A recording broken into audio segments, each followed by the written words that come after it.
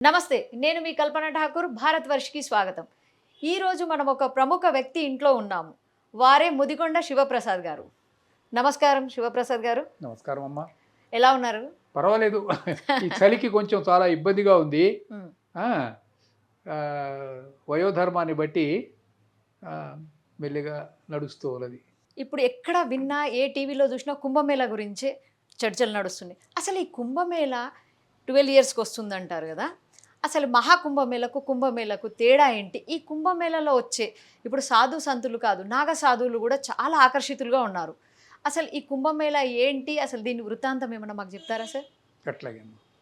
ముందుగా ఈ ఛానల్ వీక్షిస్తూ ఉన్నటువంటి ప్రేక్షకులందరికీ కూడా, ఈ భారతవర్ష ఛానల్ వీక్షకులందరికీ కూడా హృదయపూర్వకమైనటువంటి ఆశీస్సులను అందజేస్తూ ఉన్నాను.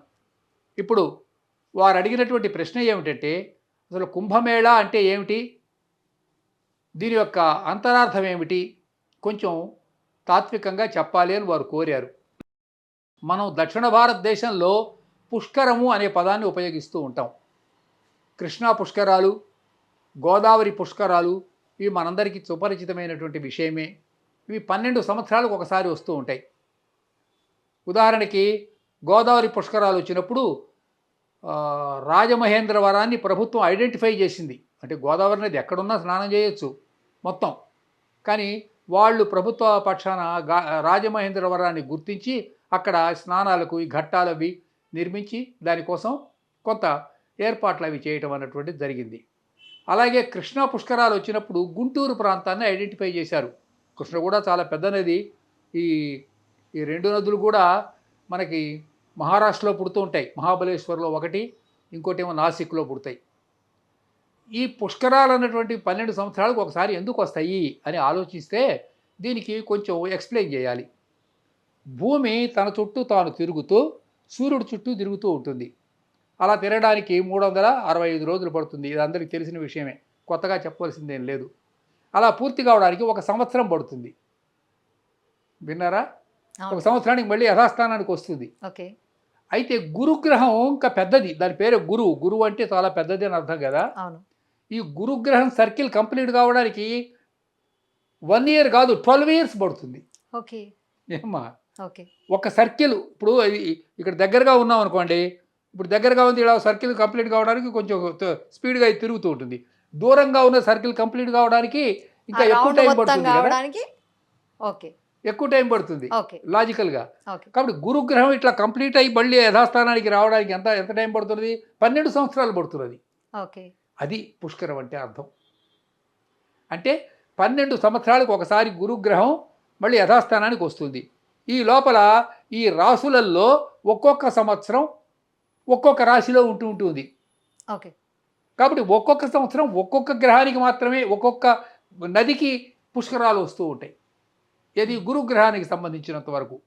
వీటిని ఏమంటూ ఉంటారంటే, మనము నార్త్ ఇండియాలో దాన్ని వాళ్ళు మహాకుంభ అంటారు.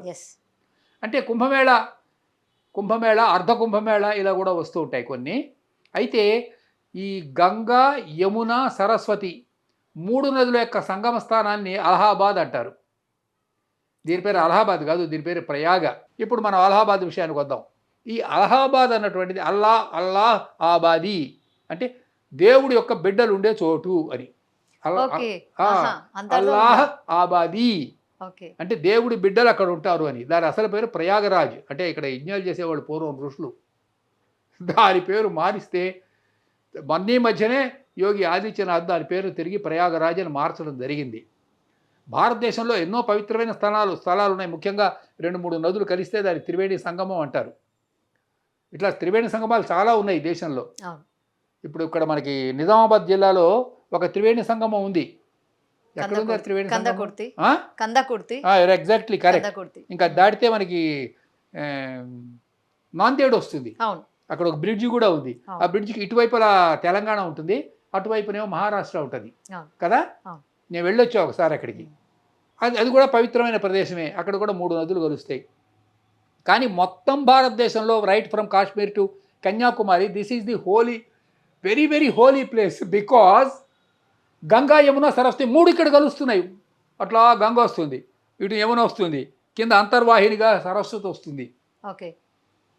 కాబట్టి the holiest place in the world for Hindus is Triveni సంగమం. త్రివేణి సంగమం.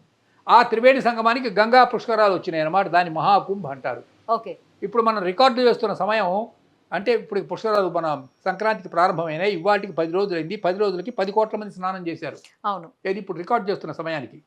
వీళ్ళ ఎస్టిమేషన్ ఏమిటంటే మొత్తం 40 కోట్ల మంది ఎస్టిమేట్ చేస్తున్నారు.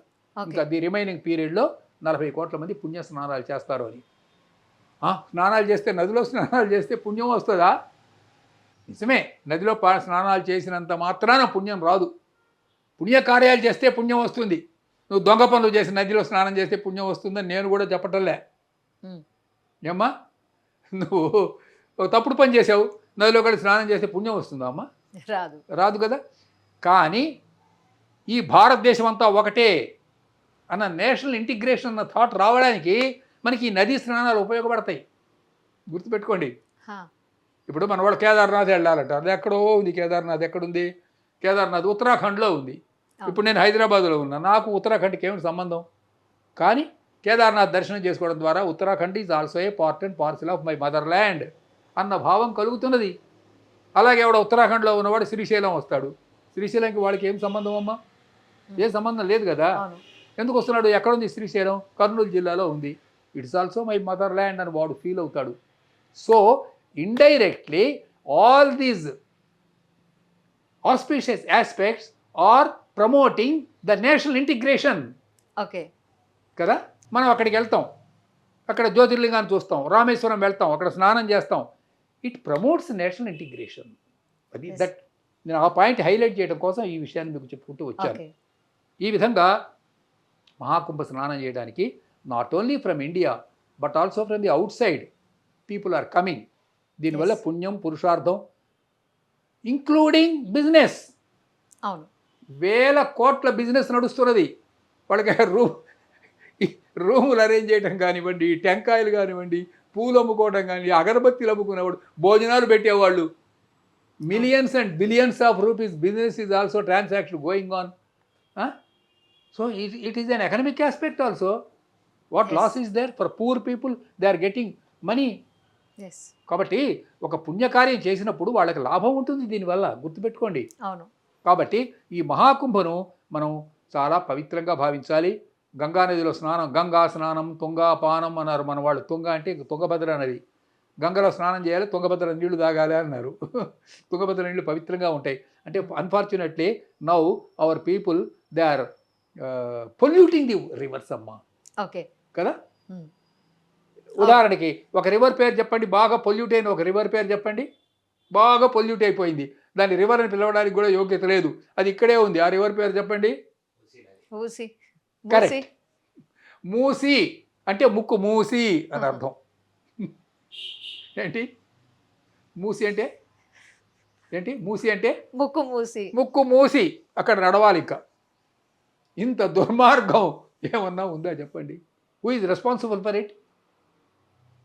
ఇప్పుడు I'm not a member of any political party. Again I'm repeating this, I'm not a member of any political party.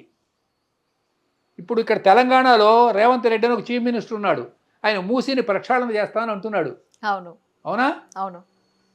It's a good thing కదమ్మా. దాన్ని ఎందుకు ఎంకరేజ్ చేయటం లేదు అందరూ? చెప్పండి, మీరు చెప్పండి. ఎందుకు? Why people are opposing it? చెప్పండి ఎందుకు? మూసిని పరిశుభ్రం చేయాలి. దాని పేరు ముచ్చుకుందమ్మా, అసలు పేరు. ఓకే. ఈ నది పేరు ముచ్చుకుంద. ఓకే. ఈ ముచ్చుకుంద పూర్వం చాలా పెద్ద నది హిస్టరీలో. అందులో ఇప్పుడు మీకు ఒక చిన్న ఎగ్జాంపుల్ చెప్తా. ఇప్పుడు అఫ్జల్గంజ్ తెలుసు కదా మీకు? అఫ్జల్గంజ్, అవును తెలుసు. అఫ్జల్గంజ్ కొంచెం యువతల చాదర్ఘట్ అని. చాదర్ఘట్. దాని పేరు చాదర్ఘట్ కాదు, Chandraghatta. Okay. It's a Sanskrit name. అక్కడ పుణ్య స్నానాలు చేసేవాళ్ళు. ఇప్పుడు మన వారణాసి స్నానాలు చేస్తున్నారు చూడండి. ఇప్పుడు కుంభమేళాలో స్నానాలు చేస్తున్నారు చూడండి, గంగా నది. అట్లా అక్కడ 100 years బ్యాక్ కూడా పుణ్య స్నానాలు చేసేవాళ్ళు. అంత పెద్ద నది. మరి ఈ నదిని భ్రష్టు పట్టించారు వీళ్ళు. Who is responsible for it? Definitely we are responsible. I am responsible. You are responsible. The people are responsible. And the not only subjects, not only subjects అంటే పరిపాలింపబడ్డ వాళ్ళు మాత్రమే కాదు, but also the rulers. Yes. You have to blame them. There is no concession. కాబట్టి ఆ రివర్ని పరిశుభ్రం చేద్దాం అనుకుంటున్నప్పుడు అందరూ ఏకగ్రీవంగా ఏకకంఠంగా ముక్తకంఠంగా నిలబడి మాకు పవిత్రమైన మూసీ కావాలి అని కోరుకోవాలి. అట్లా అన్ని రివర్స్ను పవిత్రం చేయాలి. ఇది కుంభమేళా మనకి ఇస్తున్నటువంటి సందేశం. ఇక మిగతావన్నీ ఉంటాయి, పితృకార్యాలు, అక్కడ స్నేహం, అక్కడికి వెళ్ళిన తర్వాత రిచువల్స్ అంటారు వాటిని, ఎస్. అవన్నీ ఉంటాయి, స్నానాలు చేస్తారు. ఇది దీని వెనక ఉన్నటువంటి ఒక పవిత్రమైనటువంటి ఒక భావన. అందరికీ నమస్కారం, శుభం.